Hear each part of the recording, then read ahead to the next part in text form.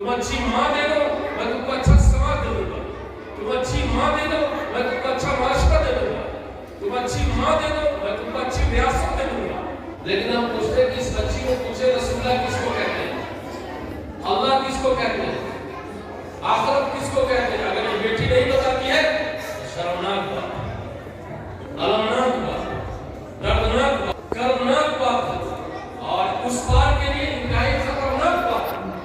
मेरी मेहनत ये कि हम आपको पोता साहिब ईमान बना के दें, हम आपकी पोती आपको साहिब ईमान मोमिना बना के दें।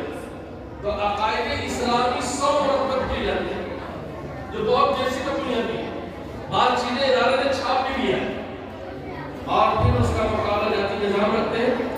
बच्चे बच्चियां माशाल्लाह खूब हौसले से याद करते हैं और उनकी दिलजोई के लिए थोड़ा इनाम भी दे दो। तुम अच्छी माँ दे दो, मैं तुमको अच्छा समाज दे दूंगा। तुम अच्छी माँ दे दो, मैं तुमको अच्छा माशरा दे दूंगा। तुम अच्छी माँ दे दो, मैं तुमको अच्छी रियासत दे दूंगा। आज रियासत खराब है, घर खराब है, समाज खराब है, असल वजह यह है कि अंदर में माँ खराब है। माँ ठीक बनाएंगे, माँ ठीक बनाएगा कौन? माँ को दादा मियाँ बनाएंगे, बाबा मियाँ बनाएंगे, ये बच्चियाँ तो कल माँ बनेगी। इनको अच्छी माँ बना के भेज दी, अच्छा घर बन जाए। अच्छी माँ बना के भेज दी, अच्छा समाज बन जाए। तो हम अकायदे इस्लामी उनको याद कराते हैं। मेरा मकसद बहुत मुफाद बनाना नहीं है, मेरा मकसद है मजबूत दूरी बनाना। मैं इसी तहरीक का हिस्सा बना। और एक बात और अच्छी तरह याद रखिए, मैं इस वक्त हालत जंग में और मदरसा हालत जंग में, मकामी दीनिया हालत जंग में और मुल्क के जितने उलमा हैं वो सब हालत जंग में। आज़ादी से पहले भी ये उलमा हालत जंग में थे और आज़ादी के बाद भी ये उलमा हालत जंग में।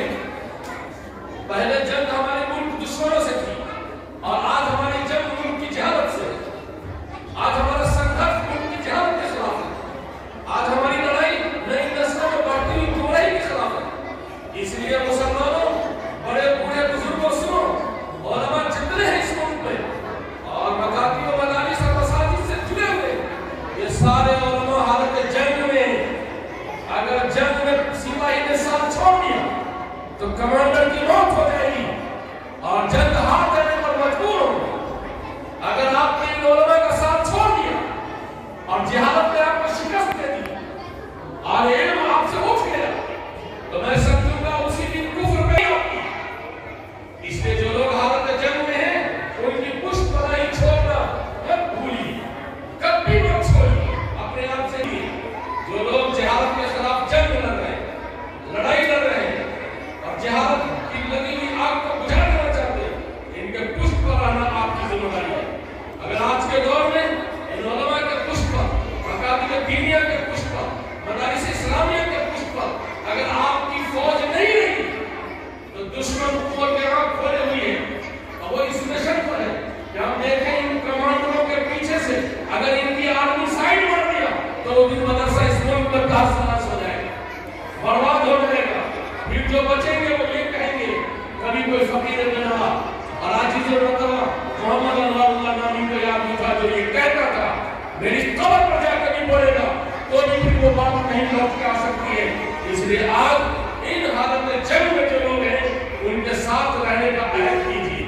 हम मुल्क में बड़ी संघर्ष कर रहे हैं, हम एक जंग लड़ रहे हैं, हम हालत जंग में, हम सरहद पे और हमारी जंग जिहाद से, हमारी जंग इंसाफ से, हमारी जंग सुन से, हमारी जंग सुन्नत से, हमारी जंग बराबरी से, हमारी जंग बेकरारी से, हमारी जंग जुल्म जौर से।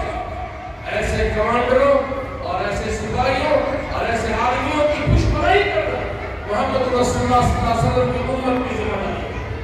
जितनी जरूरतें आर्मी को पड़ती है, जितनी जरूरतें कमांडर को पड़ती है, उन तमाम जरूरतों में अगली सफ में हम पड़ाव कराना हमारे आप की जिम्मेदारी है। तब हम जिहाद की जंग जीत सकेंगे और इल्म